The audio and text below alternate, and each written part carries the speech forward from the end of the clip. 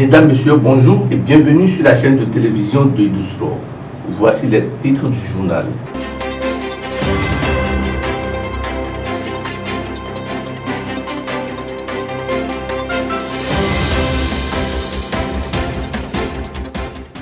Ouverture de la première session ordinaire de l'année 2024 à l'Assemblée nationale. 23 projets et une proposition de loi sont à examiner par le représentant national. Une salle informatique pour accéder aux recherches en ligne. La Caritas diocésaine d'Abomey fait œuvre utile. Expropriation foncière agricole Torbin.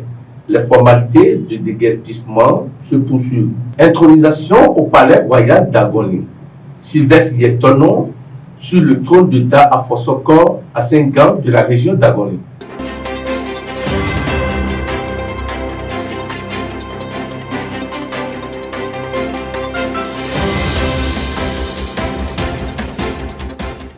Le lundi 15 avril 2024, le président Louis Vlavonou de l'Assemblée nationale a procédé à l'ouverture de la première session ordinaire de l'année 2024. Pendant les 90 jours que durera cette session, 23 projets et une proposition de loi seront examinés par la représentation nationale. Suivons le discours du président Louis Vlavonou. Le président de l'Assemblée nationale fait son entrée au palais des gouverneurs sous des honneurs militaires. Dans le cadre du lancement des travaux, la première session ordinaire de l'Assemblée nationale a eu lieu.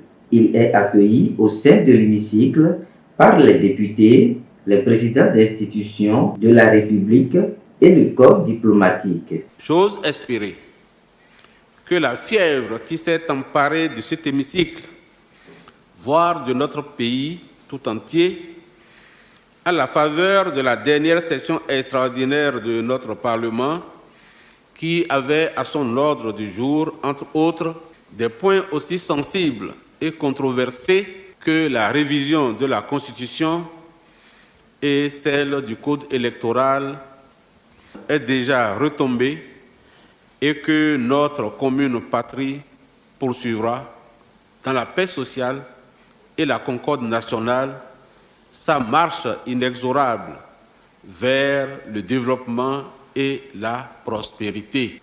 Au plan de la production législative, le volume du travail abattu pour une législature naissante et en comparaison avec celles qui l'ont précédée est très appréciable.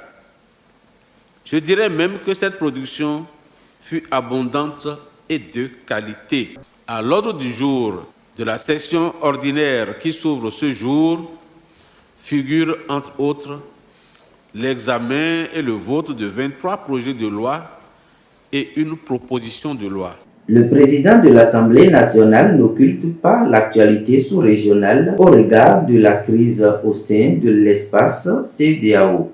La création de l'Alliance des États du Sahel, regroupant les républiques sœurs du Burkina, du Mali et du Niger, suivie de l'annonce de leur retrait respectif de cette institution de référence en réaction aux sanctions conjoncturelles précédemment prises à leur encontre, mais déjà levées pour la plupart, est incontestablement un sujet de préoccupation majeure pour tous les dirigeants de notre espace géopolitique.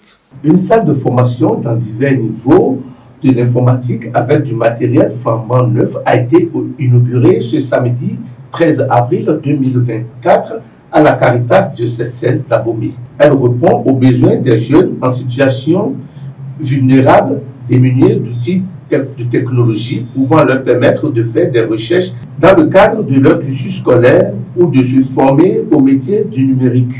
La Caritas diocésaine d'Abomey inaugure le 13 avril 2024 une salle informatique avec des outils flambant neufs de dernière génération. Une infrastructure destinée à permettre aux jeunes en situation de vulnérabilité d'accéder aux équipements de recherche en ligne et de bénéficier d'une formation sur les métiers du numérique. Cette salle informatique représente bien plus qu'un simple espace équipé d'ordinateurs.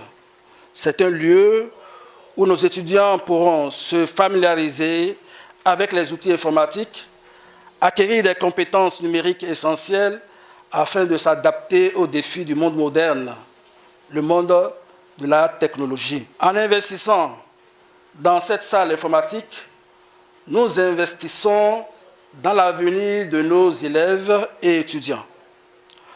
Nous leur offrons des outils nécessaires pour prospérer dans une société de plus en plus axée sur la technologie. Nous les préparons à relever les défis du monde numérique et à saisir les opportunités qui en découlent. Nous prenons l'engagement solennel de procéder à l'entretien et à la maintenance périodique des équipements à nous offerts à travers ce projet pour leur santé électronique et leur durabilité en vue de servir plusieurs générations d'apprenants. Je tiens une fois encore à exprimer ma gratitude envers toutes les personnes qui ont contribué à la réalisation de cette initiative. L'inauguration de ce centre marque une étape importante de la Caritas dans son engagement envers l'éducation, l'innovation et la technologie au sein de l'apprentissage. Cette vision est soutenue par les partenaires techniques et financiers internationaux et locaux qui ont rendu possible sa matérialisation par le don des équipements installés. Nous témoignons à travers notre présence et ces dons, quoique symboliques, une fois de plus notre engagement à changer des vies, notamment des plus vulnérables, et notre soutien envers Caritas diocésaine d'Abomey pour cette noble cause que nous partageons ensemble. Le président de la commission interministérielle porte à la connaissance des personnes affectées par la libération de l'emprise des 80 hectares à Doukour-Togben que le paiement des montants de dédommagement se poursuivent inlassablement auprès de la commission en vue de la satisfaction intégrale de toutes les personnes affectées.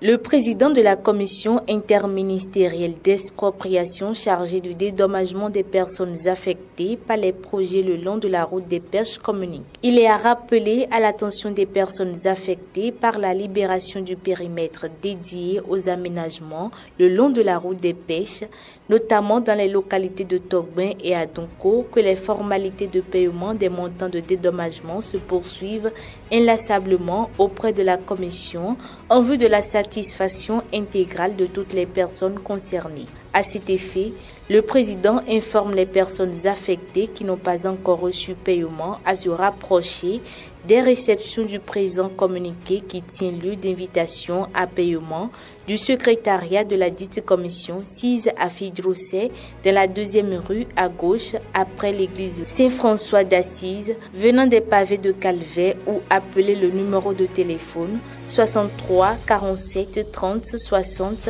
en vue d'accomplir les formalités subséquentes. En vue de servir les personnes concernées avec toute la diligence qui s'y est, le président de la commission les invite à accomplir instamment les formalités de paiement et les rassure de la disponibilité de l'équipe du secrétariat pour la facilitation du processus de paiement, même suivant des consignations le cas échéant. Le président de la commission de dédommagement compte sur la parfaite collaboration des personnes concernées. Fait à Cotonou le 15 avril 2024 pour le président de la commission et pour ordre Victorien Koublenou.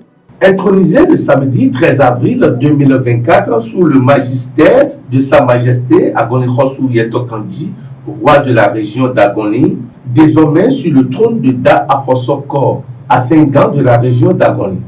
C'était en présence des Bokodaro Bamen et Bokodaro Ahossa qui ont procédé au couronnement et à l'intronisation.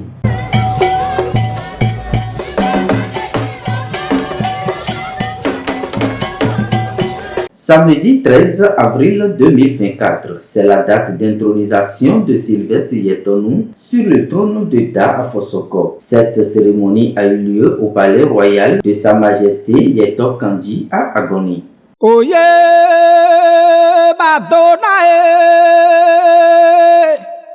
no maya duta do ba yede Oye wa domisa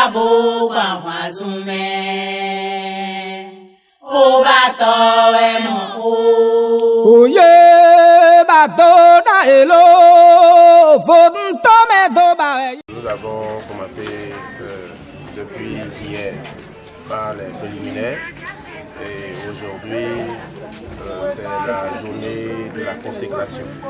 Désormais, ce prénom que vous venez de prononcer ne pourra plus être prononcé. Il est comme un roi là. C'est le ministre de l'Intérieur et de la Sécurité du roi.